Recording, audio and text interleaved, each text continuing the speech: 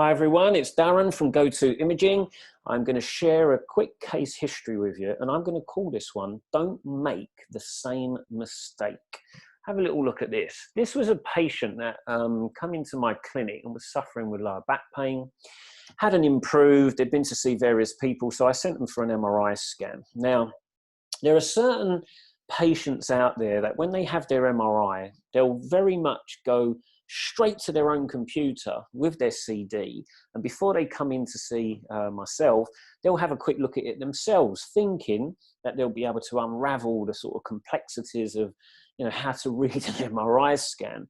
And this particular patient was one of those where they then came to see me, and as soon as they walked in the room, there's this white lump. I've got this white lump, white area, this white bubble type structure, which is at the base of my lumbar spine. So we put the CD in, and there it is. You can see, and as you kind of scroll back and forth, you can see that there is almost a couple of little these white bubbles, and they tend to communicate with one another. And can anyone tell me what this little white area lesion is? Well, it's known as a perineural cyst because it's a fluid-filled sac. So this is a sagittal T2. Remember, when you're learning and studying the MRIs, you would also have a T1 up on the screen, and this would appear dark. So you'd have to have the T1 in order to correlate.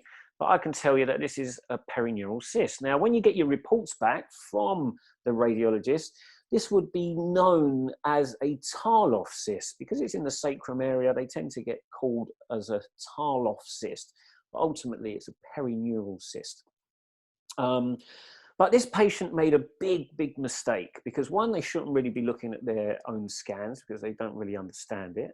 But two, there was something a little bit more impressive she should have been worried about, which is this. There is a tumor on the anterior aspect of the lumbosacral junction.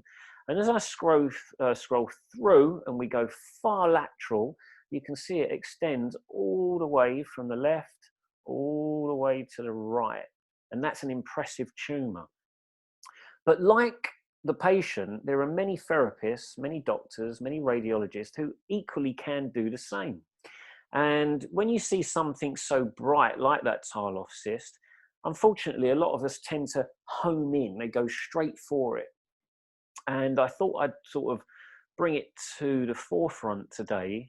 And hopefully, if you keep on watching the webinars and the lectures, you know, we'll sort of show you how to determine whether how is that a cyst? How would you know it's not anything else untoward?